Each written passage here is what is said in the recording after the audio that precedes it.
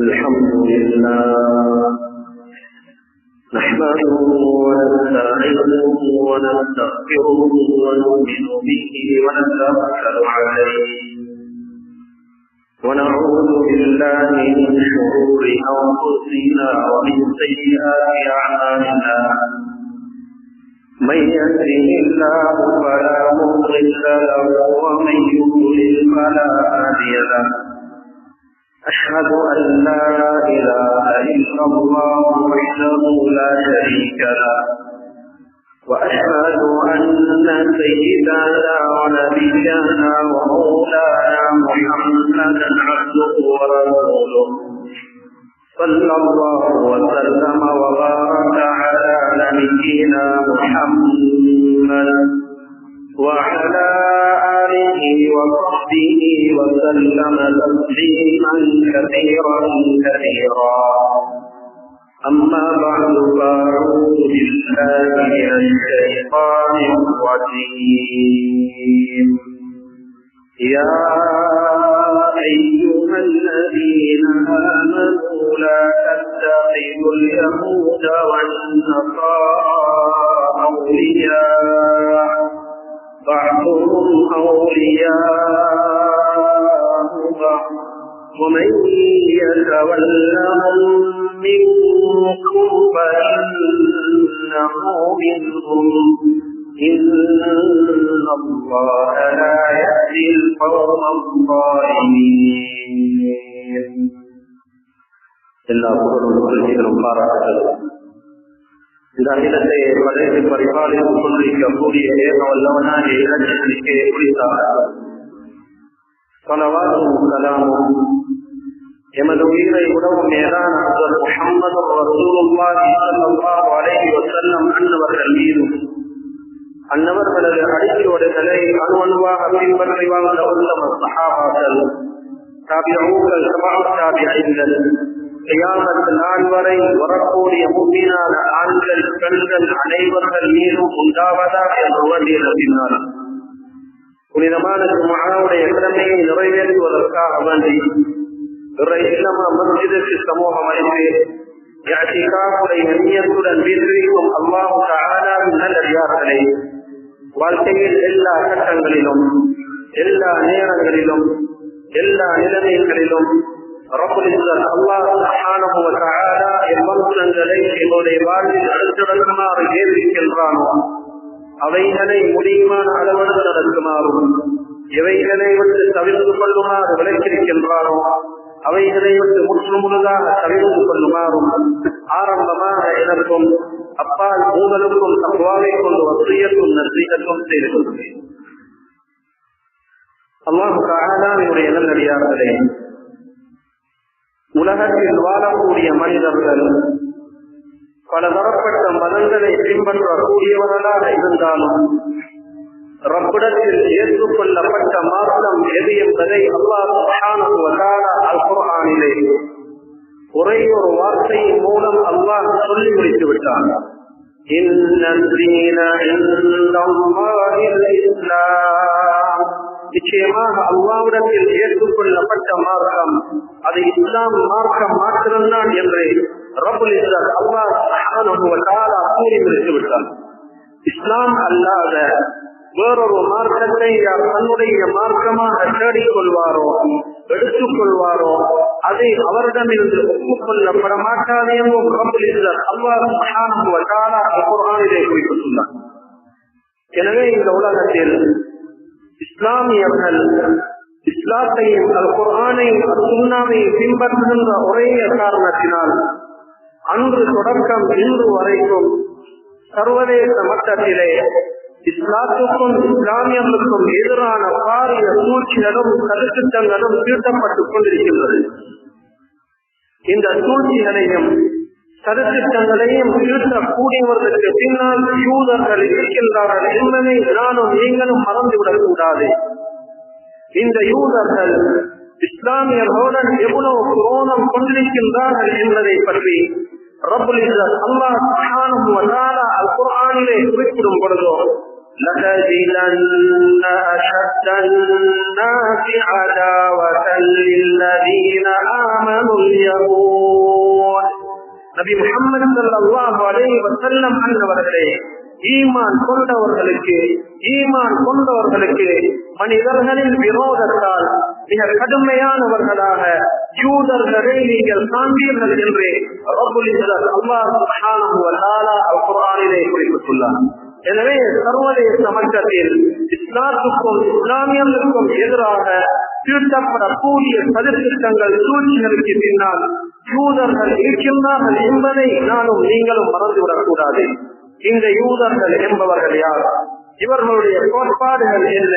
இந்த உலகத்தில் என்னென்ன அசூழியங்களை அனாச்சாரங்களை நிலைநாட்டிவிட்டு சென்றிருக்கின்றார்கள் என்ற அனைத்தையும் அல்லாஹ் சுப்ஹானஹு வ தஆலா அல் குர்ஆனிலே பல இடங்களில் அல்லாஹ் பயான் செய்திருக்கின்றான், தெளிவுபடுத்தியிருக்கின்றான்.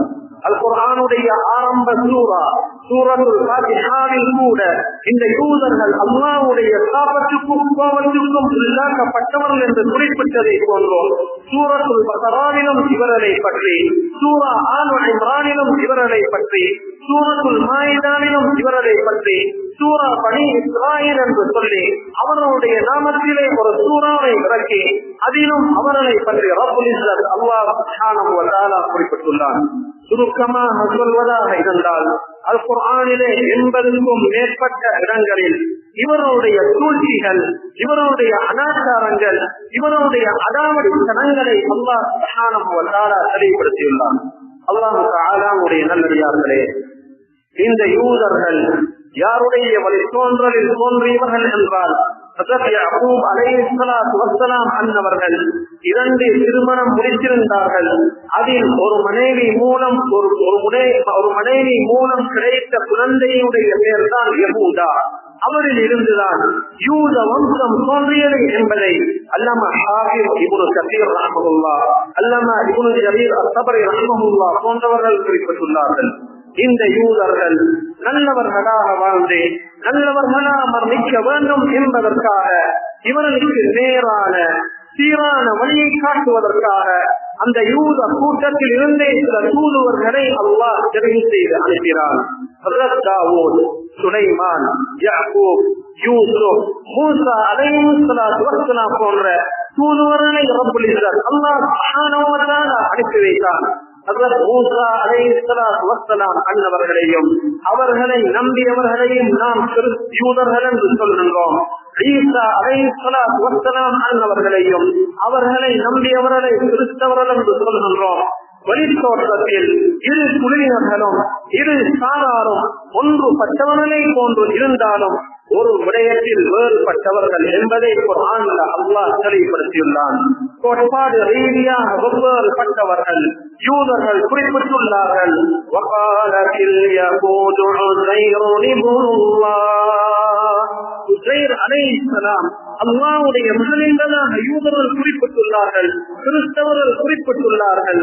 இல்ல வகாலத்தில் நஸாரல் மஸீஹ் இப்னுல்லாஹ், அல் மஸீஹ் ஈசா அலைஹிஸ்ஸலாத்து வஸ்ஸலாம் அன்னவர்கள் அல்லாஹ்வுடைய மகன் என்பதாக குறிப்பிட்டுள்ளார்கள். கோட்பாடு ரீதியாக இவர்கள் சண்டையில் கொண்டாலும் ஒரு விடயத்தில் ஒன்றுபட்டுள்ளார்கள். அதுதான் இந்த பூமிக்கு மேலால் நாம் தலை தூக்க கூடாது.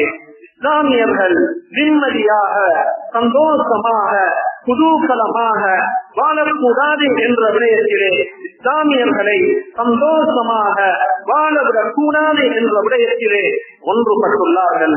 ரப்புல் இஸ்ஸத் அல்லாஹ் சுப்ஹானஹு வ தஆலா இந்த யூதர்களுடைய விடயத்திலே, யூத கிறிஸ்தவர்களுடைய விடயத்திலே ஈமான்தாரிகளுக்கு அல் குர்ஆனிலே மிக முக்கியமான ஒரு அறிவுரையை அல்லாஹ் குறிப்பிட்டுள்ளான். யா அய்யுஹல்லதீன ஆமனூ, ஏ விசுவாசிகளே, ஈமான் கொண்டவர்களே, லா தத்தகிதுல் யஹூத வன்னஸாரா அவுலியா, யூத கிறிஸ்தவர்களை நண்பர்களா நீங்கள் எடுத்துக் கொள்ளாதீர்கள்.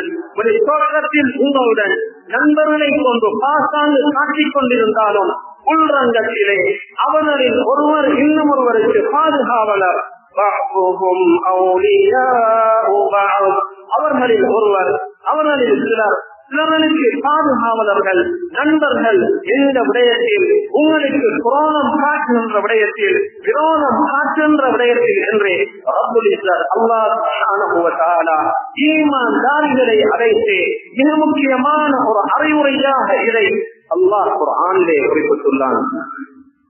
அல்லாஹ் தஆலாவுடைய நல்லடியார்களே, இஸ்லாமுடைய ஆரம்ப கட்டத்திலே மதீனா முனவ்வராவிலே ஸல்லல்லாஹு அலைஹி வஸல்லம் அன்னவர்களும் நபித்தோழர்களும் மதீனா முனவ்வராவை நோக்கி வருகை தந்ததனால் யூதர்கள் இஸ்லாத்துக்குள் இருந்தே இஸ்லாத்துக்கு சரி செய்ய வேண்டும் என்பதற்காக இன்னும் ஒரு சாராரை உருவாக்கினார்கள். அதுதான் முனாஃபிகூன்கள், நயவஞ்சகர்கள். அல்லாஹ் குர்ஆனில் இதை குறிப்பிட்டுள்ளான்.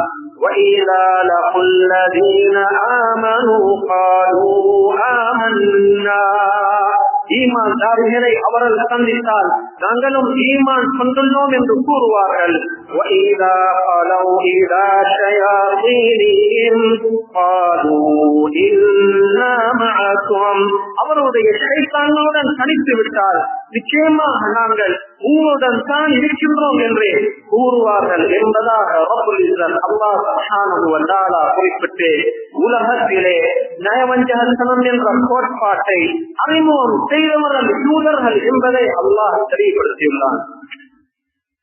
அல்லாஹ் தஆலாவுடைய நல்லடியார்களே, இஸ்லாமியர்களுடைய ரகசியங்களை அறிந்து கொள்ள வேண்டும் என்பதற்காக யூதர்கள் தங்களை இஸ்லாமியர்கள் என்று அறிமுகம் செய்ய ஆரம்பித்தார்கள்.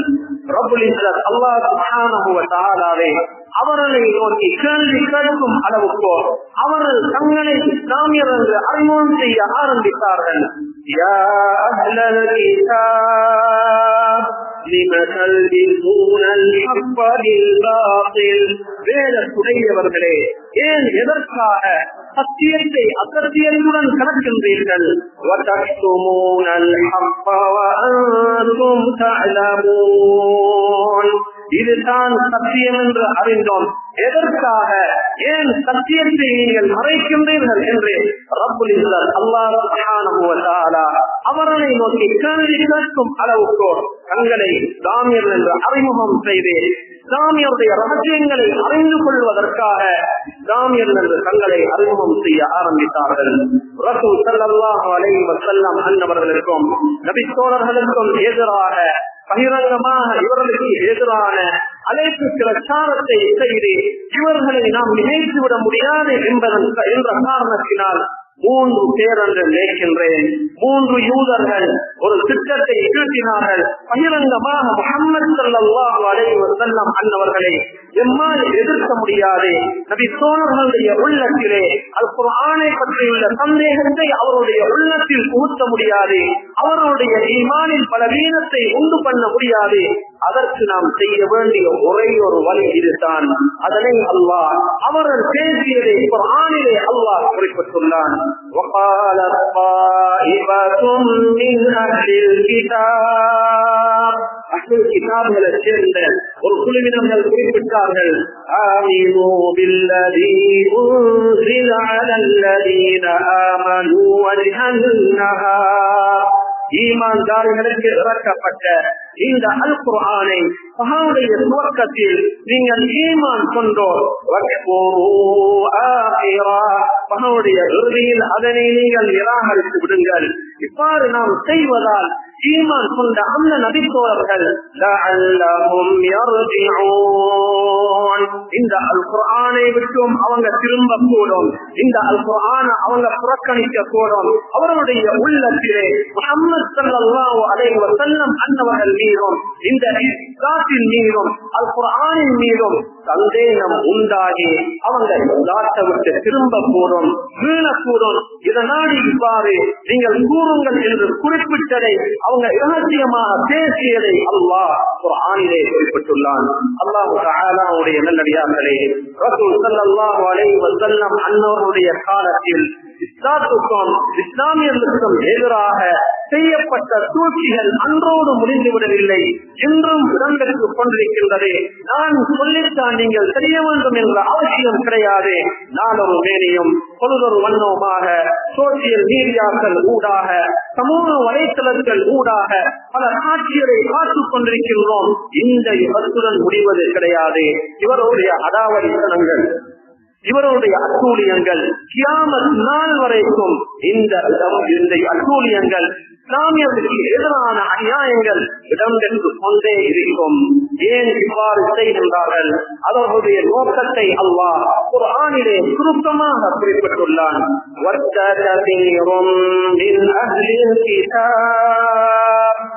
கிதாப்களை சேர்ந்த அநேகர்கள் விரும்புகின்றார்கள்,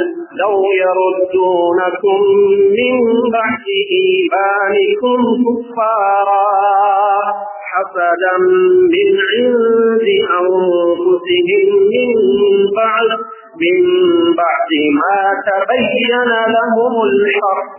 இதுதான் சத்தியம் என்று தெளிவான பின்னால் அவருடைய உள்ளத்தில் இருக்கக்கூடிய அந்த பொறாமையின் காரணத்தினால், ஈமான் கொண்டதன் பின்னால் நீங்கள் அனைவர்களும் இறை நிராகரிப்பாளர்களாக திரும்ப வேண்டும், வீழ வேண்டும் என்பதுதான் அப்துல் சேர்ந்த அனைவருடைய விருப்பம் என்று அல்லாஹ் குர்ஆனிலே குறிப்பிட்டுள்ளார். அல்லாஹ் தஆலாவுடைய நல்லடியார்களே, ரசூல் ஸல்லல்லாஹு அலைஹி வஸல்லம் அன்னவருடைய காலத்திலே இஸ்லாத்துக்கும் ஸல்லல்லாஹு அலைஹி வஸல்லம் அன்னவர்களுக்கும் நபித்தோழர்களுக்கும் எதிராக காபிர்களை, முஸ்லிம்களை பின்னால் இருந்து தூண்டிவிட்டு கூட்டு பார்க்கக்கூடியவர்களாக, வேடிக்கை பார்க்கக்கூடியவர்களாக இந்த யூதர்கள் இருந்தார்கள். ரசூல் ஸல்லல்லாஹு அலைஹி வஸல்லம் அன்னவருடைய காலத்திலே மதீனா முனவ்வராவிலே 3 மிக பெரும் யூத குழுவினர்கள் வாழ்ந்தார்கள்.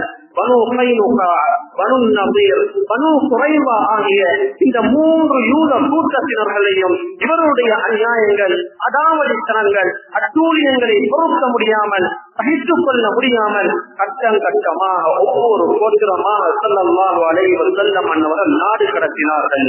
எந்த அளவுக்கு என்றால், ஒரு நாள் சில நபித்தோழர்களை பார்த்து கேட்டார்கள்,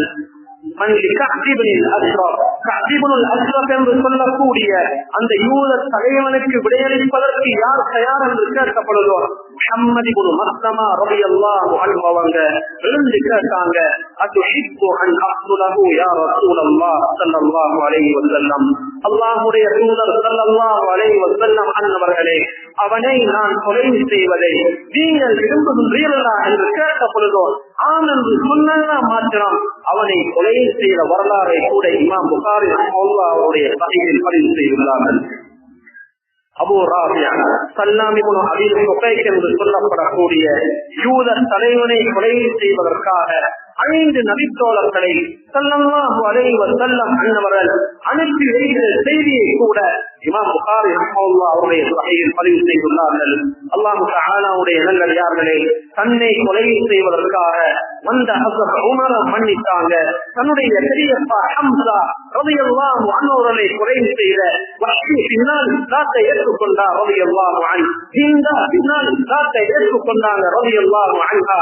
இவங்களை மன்னிக்க ஸல்லல்லாஹு அலைஹி வஸல்லம் அன்னவர்களுக்கு யூத தலைவர்களை மன்னிப்பதற்கு அவருடைய உள்ளம் இடம் கொடுக்கவில்லை என்றால், இவர்களுடைய அநியாயங்கள், அடாவடித்தனங்கள் எவ்வளவு மிக பயங்கரமானதாக, பாரசூரமானதாக இருந்திருக்கும் என்பதை எம்மால் இந்த 2 சம்பவங்கள் கூடாக விளங்கிக் கொள்ள முடியும்.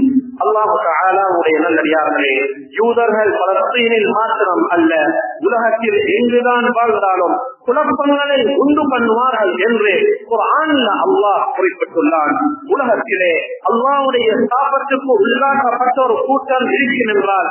யூதர்கள் ஏன் அல்லாஹ்வினால் தடை செய்யப்பட்ட சில பாவங்களை பூமிக்கு மேலால் அறிமுகம் செய்துவிட்டு சென்றதனால் காரணம், நயவஞ்சகத்தனம் என்ற கோட்பாட்டை அறிமுகம் செய்தவர்கள் யூதர்கள், வட்டியை அறிமுகம் செய்தவர்கள் யூதர்கள், இன்னுமனுடைய சொத்தை கள்ள வீடு அடித்து சொந்த உரிமை கொண்டாடக்கூடிய இந்த மோசமான கோட்பாட்டை அறிமுகம் செய்துவிட்டு சென்றவர்கள் யூதர்கள், நபிமார்களை கொலை செய்தவர்கள் யூதர்கள், எந்த விதமான நியாயமின்றி சத்தியத்திற்கு புறம்பாக நபிமார்களை கொலை செய்தார்கள், கொலை செய்யக்கூடியவர்கள் என்று கூட அல்லாஹ் குர்ஆன்ல குறிப்பிட்டுள்ளான். ஹஜ்ரத் ஜக்கரியா, யஹ்யா அலைஹிஸ்ஸலாத்து வஸ்ஸலாம் ஆகிய 2 நபிமார்களையும் யூதர்கள் கொலை செய்தார்கள். நபி ஸல்லல்லாஹு அலைஹி வஸல்லம் அன்னவர்களை கூட கொலை செய்வதற்கு 3 தடவை முயற்சி செய்தார்கள். அல்லாமா இப்னு சஅத் ரஹ்மத்துல்லாஹ் அவருடைய தபகாத்ல பதிவு செய்கிறாங்க. முதலாவது தடவை சிறு பிராயத்தில் ஸல்லல்லாஹு அலைஹி வஸல்லம் அன்னவர்கள் இருந்த பொழுதோ கொலை செய்ய முயற்சி செய்தார்கள். அல்லாஹ் பாதுகாத்தான். இரண்டாவது தடவை பனு நபீர் என்று நினைக்கின்றேன், பனு நபீர் கோத்திரத்தினருடன் ஒரு பேச்சுவார்த்தைக்கு சென்றிருந்த பொழுதோ மேலே இருந்து ஒரு பாறாங்கல்லை முஹம்மது ஸல்லல்லாஹு அலைஹி வஸல்லம் அன்னவர்களுக்கு மேலால் போட்டோ அந்த இடத்திலே அவர்களை தீர்த்து கட்ட வேண்டும் என்று முடிவு செய்திருந்தார்கள். அல்லாஹ் மூலம் இறைச்செய்தி மூலம் அறிவிப்பு செய்து கொடுத்தான். உடனே அந்த இடத்தை விட்டு ஸல்லல்லாஹு அலைஹி வஸல்லம் நகர்ந்து சென்று விட்டார்கள். மூன்றாவது தடவை ஹிஜ்ரி 7 ஹைபருடைய யுத்தத்தை முடித்துக் கொண்டோ திரும்பி வந்து கொண்டிருந்த பொழுதோ ஒரு யூத பெண்மணி ஜைனப் பின்த் ஹாரிஸ் என்று சொல்லப்படக்கூடிய அந்த யூத பெண்மணி விருந்துக்காக அழைத்த பொழுதோ ஸல்லல்லாஹு அலைஹி வஸல்லம் அன்னவர்கள் அனைவர்களுடைய விருந்தோம்பலையும் ஏற்கக்கூடிய ஒரு தன்மை கொண்டவர்களாக இருந்தார்கள்.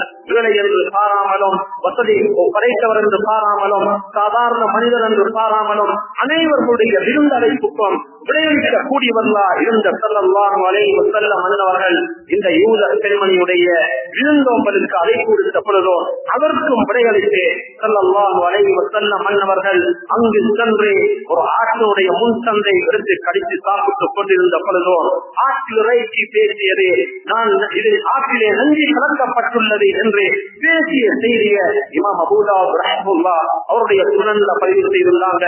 அல்லாமா ஹாஃபிஸ் இப்னு கஸீர் ரஹ்மத்துல்லாஹ் அல் பிதாயா வன் நிஹாயால பதிவு செய்துள்ளார்கள். உடனே அங்கிருந்த யூதர்களை கூப்பிட்டு கேட்டார்கள், இந்த செயலை செய்வதற்கு உங்களை தூண்டியது என்ன? சொன்னாங்க, அரத்னா இன் குன்த காதிபன் அன் நஸ்தரீஹ மின்க். நீங்க உண்மையிலே நபி இல்லாமல் பொய்யான ஒரு நபித்துவத்தை வாதிடக்கூடிய பொய்யராக இருந்தால் இந்த நஞ்சின் மூலம் நீங்கள் மரணம் அடைய வேண்டும், இந்த நஞ்சின் மூலம் நீங்கள் மரணம் அடைந்து உங்களுடைய தீங்கிலிருந்து நாங்கள் நிம்மதி அடைய வேண்டும், ஓய்வு பெற வேண்டும். உண்மையில் அல்லாஹ்வினால் அனுப்பப்பட்ட ஒரு நபியாக இருந்தால் இந்த நஞ்சினால் உங்களுக்கு மரணம் ஏற்பட மாட்டாது, இந்த நஞ்சி உங்களுக்கு எந்த விதமான தீங்கையும் உண்டு பண்ண மாட்டாது என்று அந்த யூதர்கள் குறிப்பிட்ட செய்தியை இமாம் புகாரி அவருடைய சஹீஹ்ல பதிவு செய்துள்ளார்கள். ஹிஜ்ரி 7 சாப்பிட்டாங்க. ஹிஜ்ரி 11 ஹஜ்ரத் ஆயிஷா ரலியல்லாஹு அன்ஹா அவருடைய மடியில் படுத்துக் கொண்டோ மரண தருவாயில் சக்ராத்துடைய வேளையிலே சில வார்த்தைகளை குறிப்பிட்டார்கள். மா அஸாலு அஜிது அலம் அஸ்ஸாம் அல்லதி அகல்து பி கைபர் ஹாதா அவானு இன்கிதாஉ அபுஹுரி. கைபருடைய அந்த நாளிலே சாப்பிட்ட அந்த சாப்பாட்டுடைய வழியை இன்றும் நான் உணர்ந்து கொண்டிருக்கின்றேன். இதோ என்னுடைய இரத்தம் ஓடக்கூடிய இரத்த நாளங்கள் துண்டிக்கப்படக்கூடிய நேரம் வந்துவிட்டது, நெருங்கிவிட்டது என்று ஸல்லல்லாஹு அலைஹி வஸல்லம் அன்னவர்கள் இந்த வார்த்தையை குறிப்பிட்டத இமாம் புகாரி ரஹ்மத்துல்லாஹ் அவருடைய சஹீஹ்ல பதிவு செய்துள்ளார்கள். வரலாற்று பிரசித்தி பெற்ற அறிஞர் அல்லாமா இப்னு இஸ்ஹாக் ரஹ்மத்துல்லாஹ் இந்த வார்த்தையை வைத்து ஒரு விடயத்தை குறிப்பிட்டுள்ளார்கள். முஹம்மது ஸல்லல்லாஹு அலைஹி வஸல்லம் அன்னவர்களும் இந்த உலகத்தில் இருந்து ஒரு ஷஹீதாகத்தான் மரணித்தார்கள் என்று குறிப்பிட்டுள்ளார்கள். அல்லாஹ் தஆலாவுடைய நல்லடியார்களே, முஹம்மது ஸல்லல்லாஹு அலைஹி வஸல்லம் அன்னவர்களை மாத்திரம் அல்ல, ஒரு தந்தையில் பிறந்த சகோதரனை கூட விட்டு வைக்காத ஒரு கூட்டம் என்றால் அது யூத கூட்டம் தான். யூசுஃபை அலைஹிஸ்ஸலாத்து வஸ்ஸலாம் அன்னவர்களை நீங்கள் கொலை செய்யுங்கள் என்று குறிப்பிட்டது மாற்று மத சகோதரர்கள் கிடையாது, ஒரு தந்தைக்கு பிறந்த சகோதரர்கள்.